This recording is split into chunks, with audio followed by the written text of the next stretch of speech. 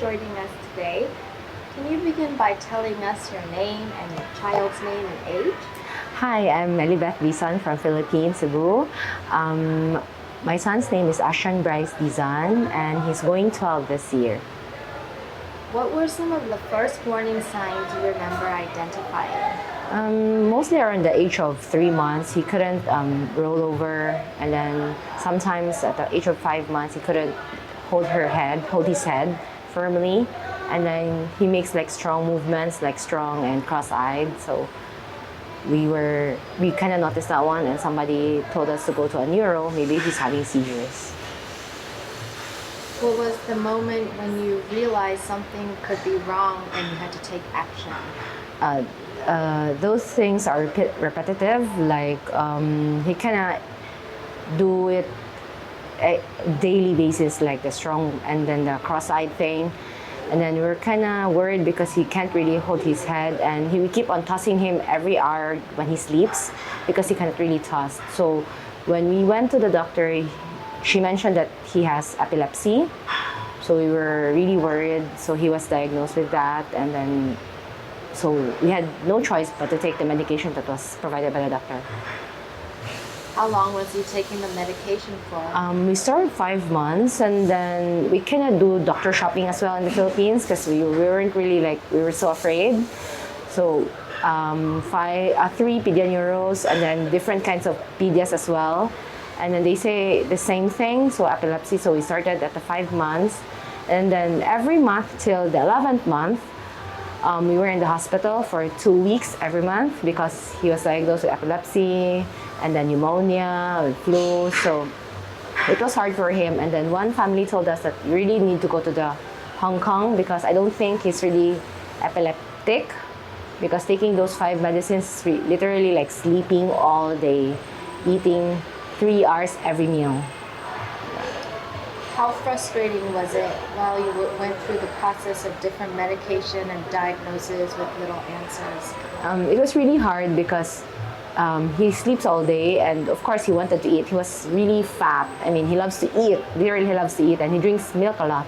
But because of the medicine that we have to put B6 on the milk, he doesn't drink the milk anymore because he vomits. And then breakfast is 3 hours, and then he sleeps, and then lunch is 3 hours again and sleeps. And then 5 medicines, and he doesn't really like it. So he pukes all the time. And then, which resulted in the teeth. The teeth was kind of destroyed because of the vomiting. We couldn't brush it properly. And it was hard for us, and it was depressing as well because it was our first child, and he's a firstborn son actually, and he's a dragon. To us in Philippines, dragon means a lot to us, and because my husband is also a dragon. How long was the journey you took from first symptoms and finding your way to correct specialists and correct diagnosis? Pretty much around 6 months, because when we went to Hong Kong with Dr. Fong in Sandy Bay, he immediately said stop all the epilepsy medications. He tapered it down and eventually told us it's AADC. So we were shocked again because it's really rare, and now we had to take the Parkinson's medication, and then it was kind of hard too because it's an adult medication, and we won't know the side effects when he grows.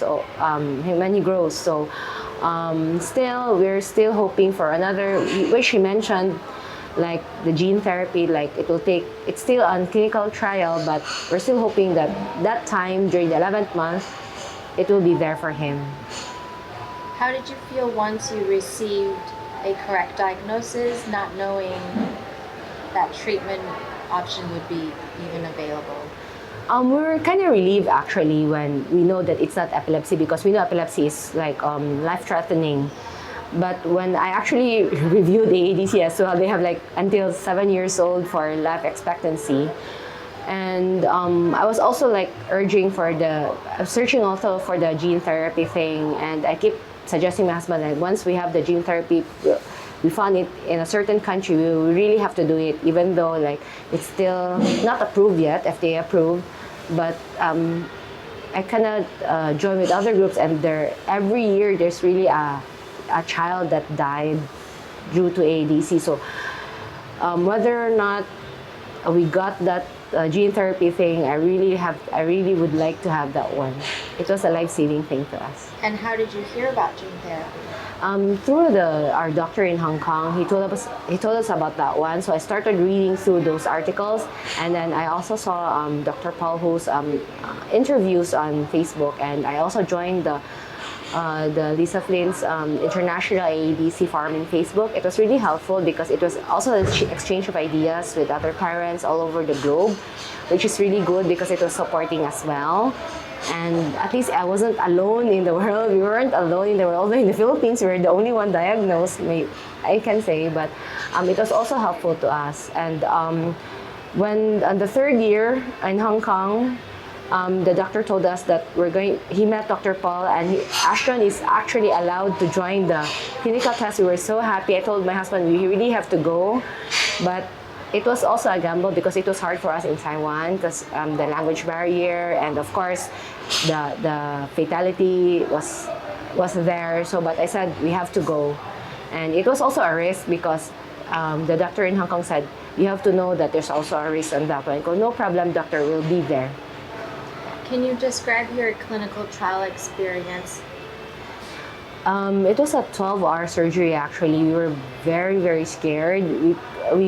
We couldn't sleep the night before, and then when it started, we just wanted to be with Ashton all the time. And then Ariel, my Cynthia, said, you have to go home, you have to rest because it's a 12 hours, you need rest because once Ashton will be out, you have the full care already, and it will be hard for us already. So, but when we went home, we were like stuttered, we don't know what to do. We were just in the room, we couldn't sleep, but we tried our best to sleep so that once Ashton's out in the surgery, we have full strength and we are there for him.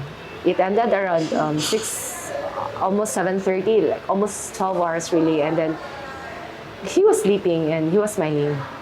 Yeah. What changes? What did you notice the change for? The mood actually and the irritability decreased. He was sleeping longer. And then after, I think 2 weeks, he can actually sit down already. So we were really, really happy. Although the movements was really, really strong. But the doctor said it was already the side effects. It was the starting, so we were okay. And he was also eating fast and chewing too. The meal time decreased drastically from 3 hours to like an hour and a half, eventually to 1 hour.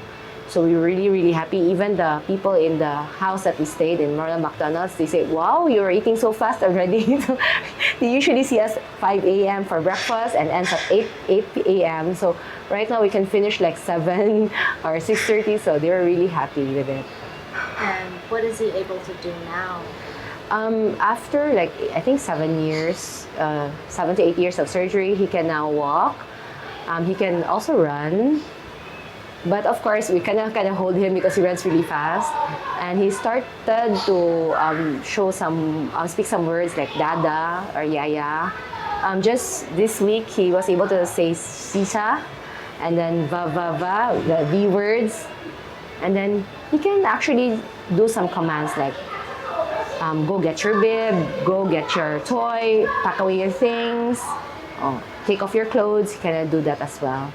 So, and we can really say that gene therapy really helped him a lot and makes him really very happy boy as well. What would be one piece of advice you could share based on your experience to the families or to the doctors? For me, never lose hope. I mean, it's really hard having a special kid and people looking at you and noticing you, like staring at you. Just be strong, and I think we were also praying as well. I mean, I'm dual Buddhism and Catholic, but we kind of told ourselves that be strong, and you have your husband with you. You can always do it together. We always keep on telling that one. Thank you. Thank you.